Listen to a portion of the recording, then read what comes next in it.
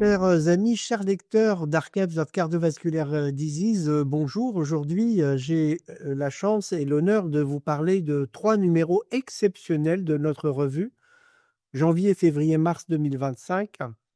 Et je voudrais faire un focus sur des articles particuliers de ces numéros exceptionnels. Et je voudrais commencer par le numéro de janvier, un article américain d'une équipe qui a colligé plus de 25 000 observations de TAVI, le traitement donc par voie percutanée des sténoses aortiques est devenu un traitement de référence aujourd'hui. Et la question qu'ils se sont posées à l'aide de l'intelligence artificielle était relativement simple. Qu'est-ce qui permet de prédire la durée du séjour du patient? Ou si vous préférez, est-ce que l'on peut réduire cette durée de séjour? Alors cette belle étude, basée donc sur un algorithme particulièrement performant, a permis de mettre en avant 3 facteurs prédictifs de la durée d'hospitalisation.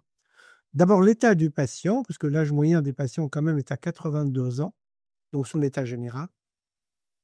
Ensuite, la qualité de la procédure, ce qu'ils appellent donc une procédure certes élective, mais faite par des opérateurs entraînés. Et enfin, la présence éventuellement d'une anomalie de la coagulation. On peut donc prédire aujourd'hui avec une bonne performance diagnostique, et cela est en phase avec un résumé publié dans Cardio Online, d'ailleurs, hein, de l'American College, où nous avions insisté sur le fait que l'intelligence artificielle devrait contribuer à améliorer la prise en charge des patients au décours d'un TAVI. Et pour ce qui concerne la contribution de l'American College, au travers de ces SMS adressés à nos patients, une alerte qui permettrait d'optimiser la date idéale pour l'intervention. Donc, lisez bien cet article américain remarquable de notre revue. En février, a été vraiment mis en avant un travail des Français, dirigé par Thibaut Damy, avec un travail signé par Olivier Lérès, qui est un travail très important, qui est une signature de la qualité de la prise en charge médicale dans notre pays. C'est la mise à disposition d'une molécule considérée comme essentielle pour la prise en charge du malade, le tafamidis, dans l'amylose cardiaque, ATTR. C'est un article vraiment important car il a colligé un peu moins de 2800 patients. 222 médecins ont participé à cette enquête prospective. L'âge de ces patients, vous la connaissez, c'est autour de 80 ans.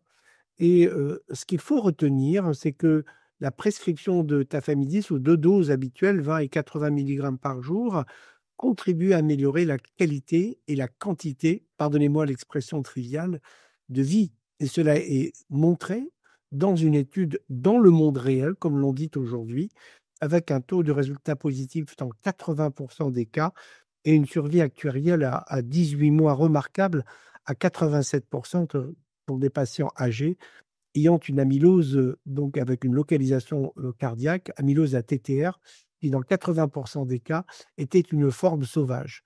Donc voilà une contribution française essentielle dans le paysage de la littérature de l'amylose cardiaque. Et puis au mois de mars, une étude chinoise cette fois-ci, également importante, car c'est une étude à la fois preuve de concept, comme l'on dit, et perspective et ouverture de la place des inhibiteurs SGLT2, que vous connaissez chez le patient diabétique et le patient insuffisant cardiaque, dans le post-infarctus du myocarde.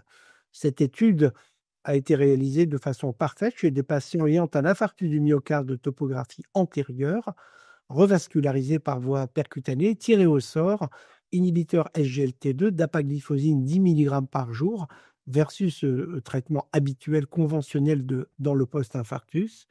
Et cette preuve de concept, c'est la qualité du remodelage cardiaque, donc réduction des dimensions cavitaires ventriculaires, en particulier amélioration de la fraction d'éjection du ventricule gauche dans le groupe inhibiteur SGLT2. Et puis par ailleurs, même si ce n'était pas l'objectif principal de cette étude, une amélioration de la survie actuarielle, donc la confirmation que dans différentes situations, aussi bien chez le diabétique que chez l'insuffisant cardiaque, quelle que soit la fraction d'éjection du ventricule gauche, dans la sténose aortique, comme cela a été montré à l'ACC, également résumé dans le Cardio Online, et maintenant donc dans le post-infarctus, alors nous avons vraiment la preuve de l'efficacité de ces molécules, de cette classe de molécules pour améliorer le remodelage et donc améliorer le pronostic. Une étude française dirigée par Étienne Puymira est en cours, DAPA Protector, avec cette double approche de l'amélioration de la géométrie ventriculaire gauche dans le post-infarctus et